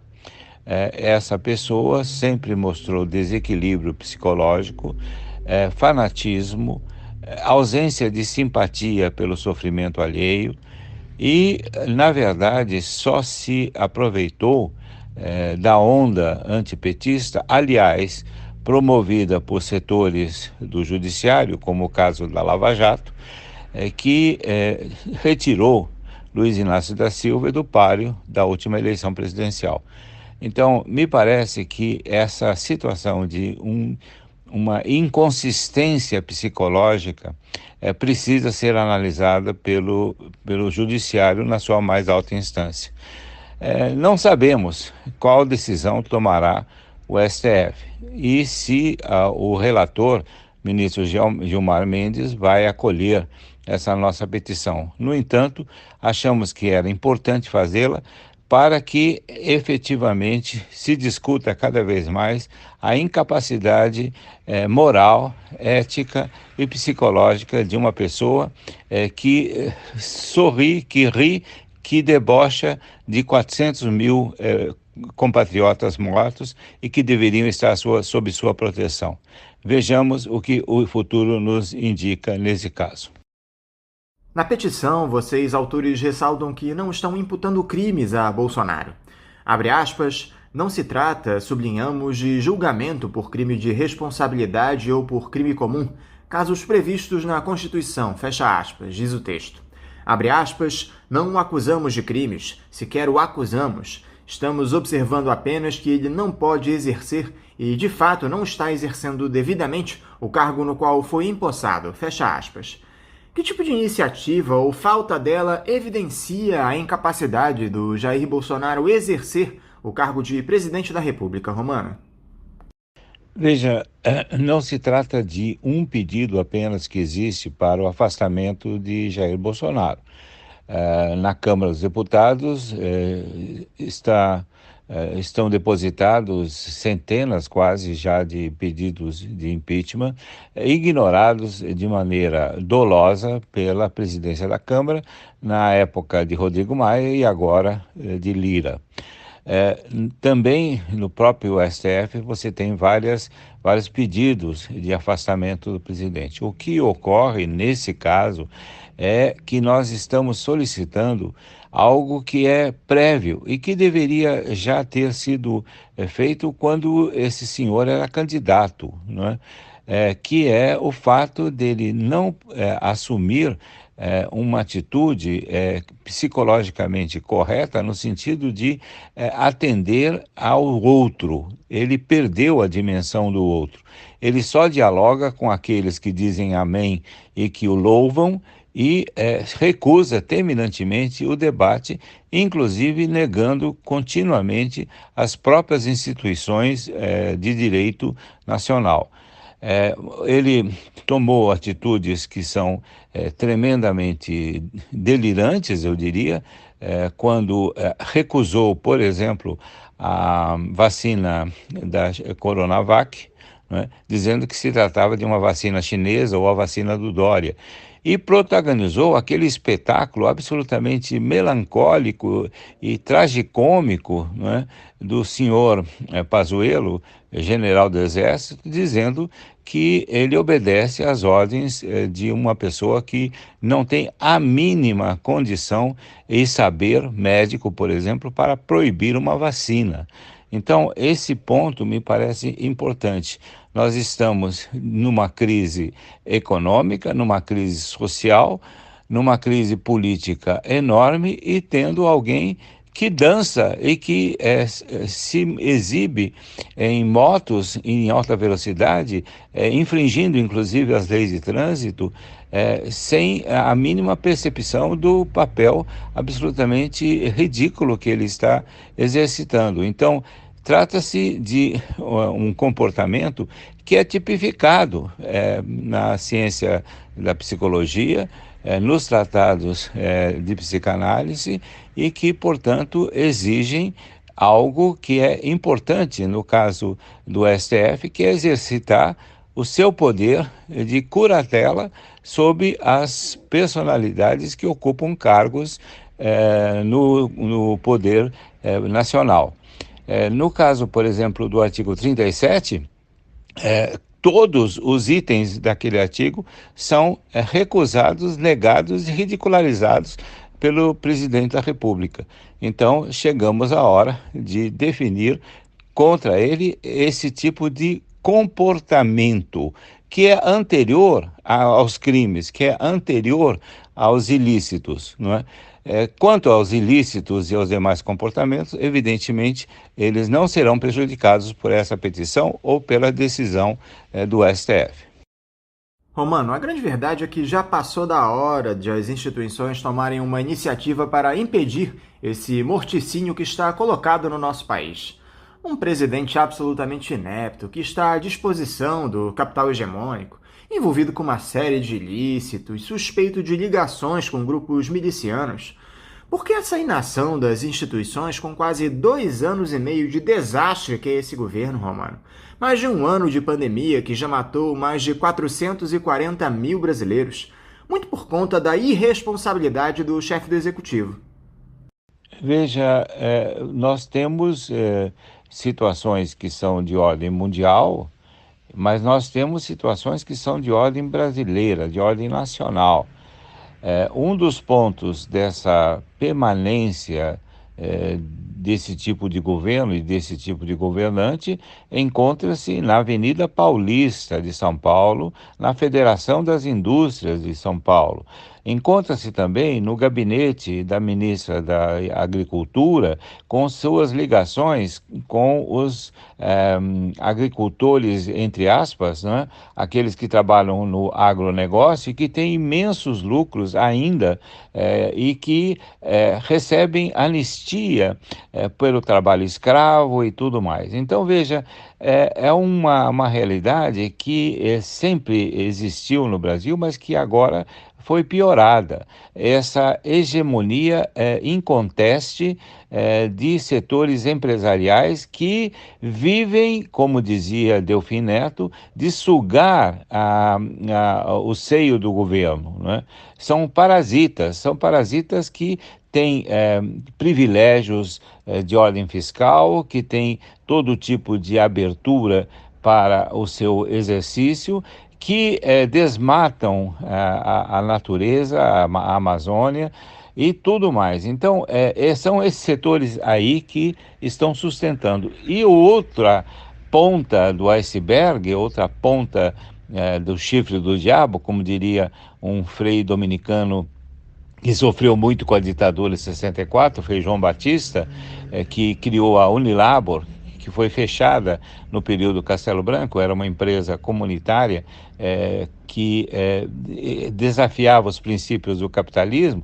João Batista dizia que existiam dois chifres do diabo, e o outro chifre do diabo me parece que encontra-se nesses pastores supostamente evangélicos que, na verdade, constituíram, fizeram de suas igrejas verdadeiros partidos políticos, onde o cabresto funciona ininterruptamente. Você tem líderes evangélicos como Malafaia, como Edir Macedo, toda uma série de outros, né, que proporcionam, né, esse apoio. Veja, o apoio evangélico foi fundamental para a eleição de Bolsonaro e continua sendo. Uma de suas ministras mais tremendas, mais terríveis, para usar a linguagem do próprio Bolsonaro, é a senhora Damares. O Ministério da Educação hoje é destruído, as universidades públicas estão sendo destruídas para fins de privatização por um pastor que é supostamente evangélico e que assume uma atitude absolutamente de piora em relação aos seus antecessores, que já eram com tendências bastante fascistas. Então, você precisa verificar essas forças que estão ainda sugando a estrutura do Estado, os dinheiros públicos, e que tem muitos interesses em jogo. O último fator é esse campo dos militares que estão conseguindo benefícios e privilégios inauditos. Sequer na ditadura de 64 eles tiveram esses privilégios que são ofertados hoje por Jair Bolsonaro. Então, enquanto essas três vertentes não perceberem que elas estão caminhando para o suicídio, e esse é um ponto importante, no caso do agronegócio, a partir do momento em que a China conseguir novos mercados para a compra das commodities, como a soja e outros, eles perderão definitivamente a sua importância. No caso dos militares, a partir do momento em que ficar bastante claro que eles perdem o controle da força física do Estado e passa esse controle à polícia militar e às milícias, e a partir do momento em que ficar muito claro para os fiéis evangélicos que eles não estão sendo atendidos nas suas necessidades, mas que estão servindo de instrumento de troca pura e simplesmente por esses pastores, evidentemente que esse poder diminuirá. Mas isso será em prazo médio ou em longo prazo. Nesse momento, essas forças estão vivas, estão atuando e estão influenciando setores da mídia para preservar o mandato dessa pessoa absolutamente desastrada para a vida pública nacional. Uma das esperanças no momento, Romano, é essa CPI da pandemia, que está avançando na descoberta de informações que deixam evidente o projeto genocida do Jair Bolsonaro na gestão federal especialmente por abrir mão da compra de vacinas no ano passado, quando uma oferta da farmacêutica Pfizer estava em suas mãos. Ontem nós tivemos o depoimento do ex-ministro das Relações Exteriores, Ernesto Araújo, e hoje é a vez do general Eduardo Pazuello, antigo titular da pasta, falar para os senadores, nesta que é a oitiva mais aguardada dessa CPI. O que você tem achado dessa CPI no Senado, Romano? O que você espera desse depoimento do Pazuello, que chega à comissão com um habeas corpus preventivo remetido pelo Supremo, que o permite se manter calado em perguntas que possam vir a incriminá-lo? Bem, o comentário mais adequado que eu vi sobre isso é de uma caricatura, né? O cartunista coloca os seguintes dizeres para o Pazuello: olha, Pazuello, não é o Ustra, apenas o Renan. Essa é a realidade. Um general acostumado a mandar e que se mostrou subserviente, humilde diante de uma pessoa absolutamente desequilibrada, e que manteve sua gestão totalmente ligada a essa obediência servil, não é? Esse general teve o descontrole de pedir àquela instituição que os seguidores e o próprio presidente pregam ser inconveniente, que deveria ser fechada, a proteção legal. Então, me parece que essa é uma grande ironia que mostra o quanto, não é, a democracia às vezes serve para proteger inimigos seus, não é? Esse é um ponto que da noção de direito traz muitas interrogações, não é? A liberdade de expressão, por exemplo, quando é usada por fascistas, ela efetivamente ela é um instrumento para destruição da democracia. E, nesse caso, um instrumento de direito está servindo para isso.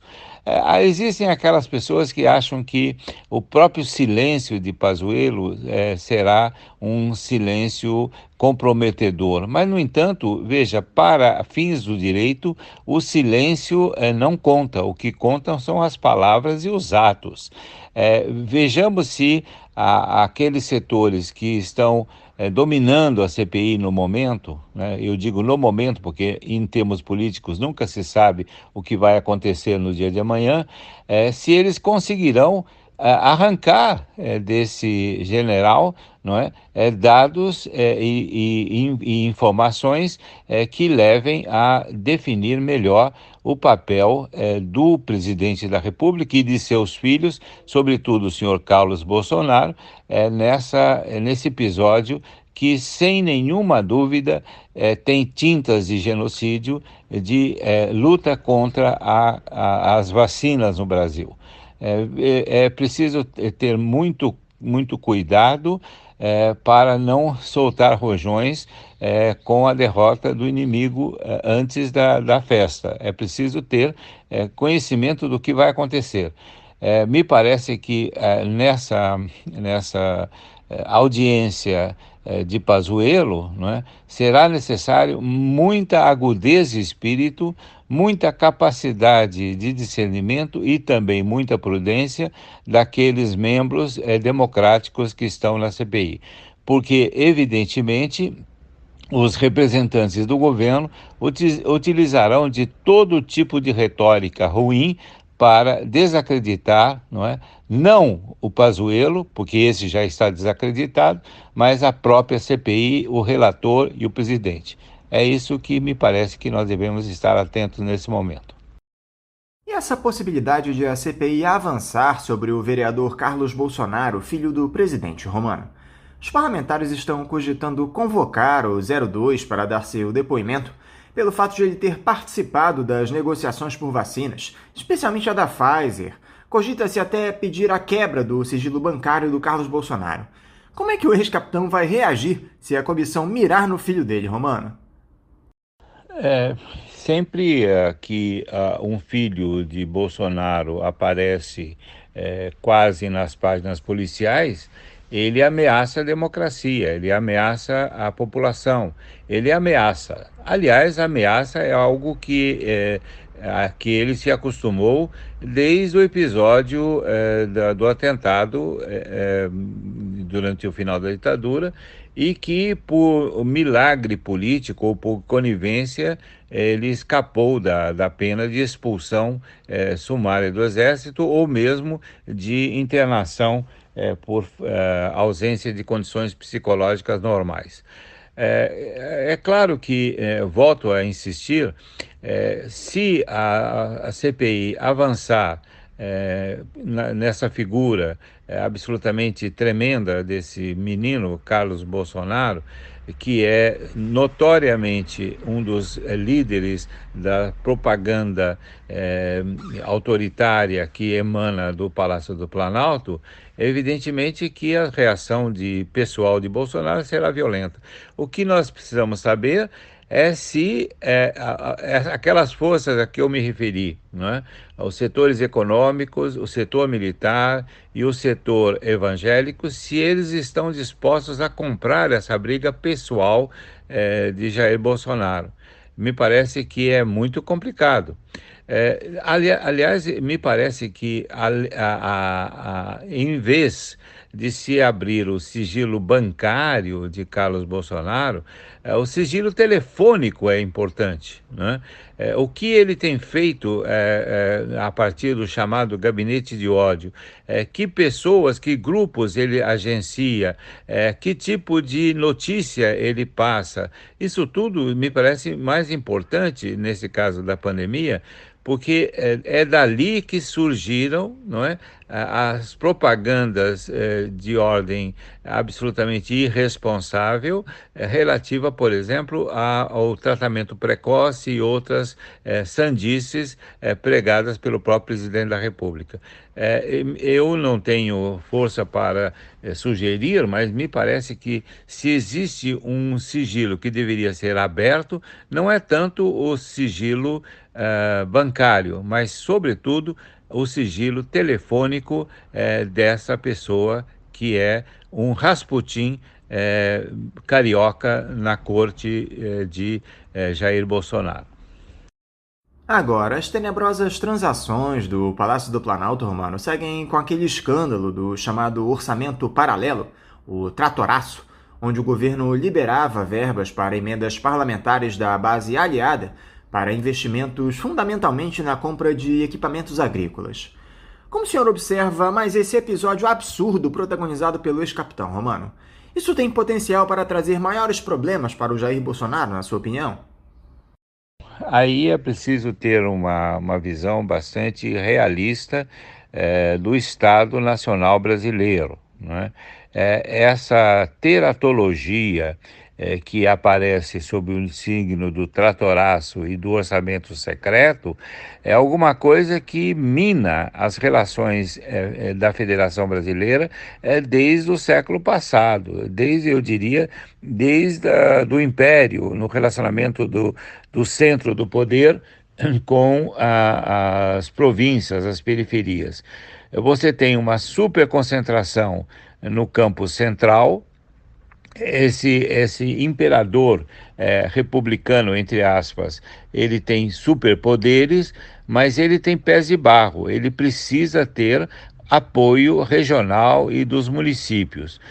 Como se faz isso? Comprando oligarcas regionais que se instalam no Congresso Nacional e que vendem apoio a qualquer presidente da República e apresentam uma faca nas suas costas no momento em que ele não atende esse retorno de verbas. Essa estrutura corrupta da sociedade, do Estado brasileiro já foi bem diagnosticada pelo jurista Fábio Conde Comparato num texto que eu acho que é magnífico e que deveria ser lido por todos a todo dia aqui no Brasil, chamado Requiem para uma Constituição.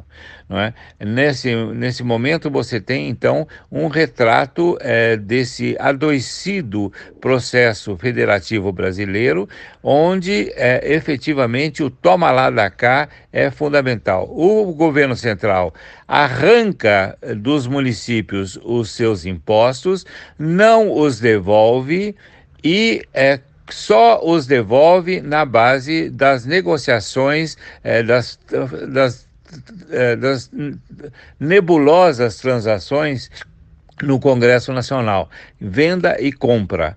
Enquanto essa estrutura federativa brasileira não for resolvida, nós teremos, com maior ou menor gravidade, esse espetáculo da compra e venda de apoio ao presidente da República. Então, nesse caso, nós temos um agravamento, porque pior do que aconteceu no regime de 64, são militares que ocupam cargos civis que assinam. Nesse caso, por exemplo, Braga Neto assinou esse processo secreto de distribuição de recursos. Então, veja, um caminho nessa linha pode levar a um questionamento do Estado brasileiro na sua totalidade. É um Estado ditatorial em termos perenes, é um Estado pirata que arranca recursos dos municípios e não devolve, e é um Estado corrupto e que compra sempre benefícios e está sempre temendo, não é, aqueles oligarcas que se instalam no poder e que podem defenestrá-lo a qualquer momento. Então, essa é uma questão que não é apenas conjuntural, é uma questão que deveria ser debatida por todos os setores democráticos, de tal modo que nós pensássemos, de fato, uma federação na qual o peso dos oligarcas diminua e que o peso do poder presidencial também diminua. Essa é uma utopia, evidentemente, que só pode ser realizada em prazo médio ou longo, mas nós estamos abandonando essa pauta em proveito de situações eleitorais de conjuntura. E isso me parece que é sempre piorar a dose do autoritarismo brasileiro. Se esse tipo de situação não preocupa tanto o Jair Bolsonaro, Romano, algo que acendeu o sinal de alerta no Palácio do Planalto foi a divulgação daquela pesquisa Datafolha na semana passada com as intenções de voto para a presidência da República no ano que vem. O ex-presidente Lula aparece com 41% da preferência dos eleitores, muito à frente dos 23% do ex-capitão. Isso combinado a essa perda de popularidade do Jair Bolsonaro, que caiu de 30% para 24% nesse início de maio, Romano, pode ter que tipo de efeito para o chefe do Executivo? O efeito principal, me parece, que é a radicalização verbal e de atos desse presidente insano, não é? Evidentemente que ele sabe, ele já confessou várias vezes, inclusive anteontem ele falou isso, né? Que diante da candidatura Lula, ele não vai vencer, né? Foi por isso mesmo que, cumpliciado com Sérgio Moro e com a Lava Jato, conseguiu-se afastar Luiz Inácio da Silva das disputas de 2018. Foi um ato de sabotagem política, de crime político, travestido de moralismo, como sempre acontece no Brasil, desde as priscas eras da UDN, não é? Com a sua crítica de mar de lama jogada contra Getúlio. Então, esse moralismo hipócrita conseguiu efetivamente dar o poder a Jair Bolsonaro. Então, é evidente que a sua preocupação vai aumentar, as suas ameaças à ordem institucional vão aumentar, né? É preciso saber até que ponto, eu diria novamente, aquelas forças econômicas, aquelas forças religiosas e aquelas forças militares estarão dispostas a comprar um golpe de Estado para impedir a vitória de Luiz Inácio da Silva. Eu digo, não tenho bola de cristal, mas é evidente, o Jair Bolsonaro terá, nas próximas eleições, o aparelho do Estado. nas suas mãos, mas ele não terá a adesão de todos os servidores públicos, de todos os elementos que trabalham no Estado brasileiro. Luiz Inácio da Silva tem um partido que tem presença nacional, uma capacidade de aglutinar pessoas em plano nacional, tem também uma mensagem de unidade e de diálogo, coisa que é impossível de ser praticada por Jair Bolsonaro. E, evidentemente, aí é um ponto que, para quem tem uma posição mais à esquerda, é um pecado de Luiz Inácio da Silva. Ele tem a capacidade de dialogar com esses empresários, inclusive esses empresários que são mais nocivos, não é? Veja, ele nos seus 2 períodos de governo, ele soube dosar muito bem os privilégios dados a essa classe empresarial e, ao mesmo tempo, conseguir uma drenagem mínima de capacidade de vida para milhões de pessoas. Então, ele não é uma figura de radical de esquerda, como se faz notar. O que se vê muito na imprensa mais conservadora é que eles tendem a acentuar a mentira, né, que foi pregada pela Lava Jato, que foi divulgada antes da Lava Jato pelos setores de extrema-direita, da suposta corrupção de Luiz Inácio da Silva, coisa que não foi provada e que ainda vai ser debatida. Então, evidentemente que eles insistem nessa tecla da suposta corrupção, mas elas não podem negar a popularidade de Luiz Inácio da Silva, mesmo porque as suas políticas sociais abrangeram imensa maioria da população. Não é por acaso que ele saiu do poder com mais de 80% de aprovação, e isso é um capital que pode ser recuperado. Você acredita que o Jair Bolsonaro possa mudar o seu modus operandi a partir dos resultados desse tipo de pesquisa, Romano, à medida que nós vamos nos aproximando das eleições? A queda na popularidade tende a provocar algum tipo de alteração na postura do ex-capitão? Atitudes aprendidas, hábitos, comportamentos não são mudados de uma hora para outra. A pessoa pode fingir, pode assumir uma atitude postiça, propagandística, mas, na verdade, a sua estrutura psicológica, e aí a importância desse pedido que fazemos ao Supremo Tribunal Federal, a sua estrutura psicológica não muda. A qualquer momento ele volta ao seu verdadeiro ego, não é? Então, nesse caso, é muito difícil que ele mude. Uma pessoa que nunca aprendeu a dialogar, a respeitar os outros, a seguir normas, não é? Essa pessoa, no momento em que assume um poder desmesurado, como é a presidência da República no Brasil, se julga quase que um deus, né? Não é por acaso que se propaga, né, sobretudo pelos evangélicos, a similaridade do seu nome, Messias, com um divino, né, um ser divino. Esse tipo de endeusamento é que tem levado à desgraça boa parte dos tiranos modernos e antigos. Então, me parece que é muito difícil prognosticar uma mudança de comportamento desse ser absolutamente irresponsável que ocupa a presidência da República nesse momento. Algo que o Bolsonaro não abandona, Romano, é aquele seu discurso autoritário. Ele recentemente ameaçou a realização das eleições caso nós não tenhamos a impressão do voto pela urna eletrônica, entre outros muitos discursos atentatórios. Diante desse caldo de autoritarismo que permanece no país, Romano, qual é o papel da nossa esquerda? Os políticos do campo progressista, ainda que em minoria no Congresso, conseguem fazer frente a todo esse caos que está colocado? O que é que falta para a nossa esquerda nesse momento, Romano? O que falta à esquerda é povo. P-O-V-O, povo.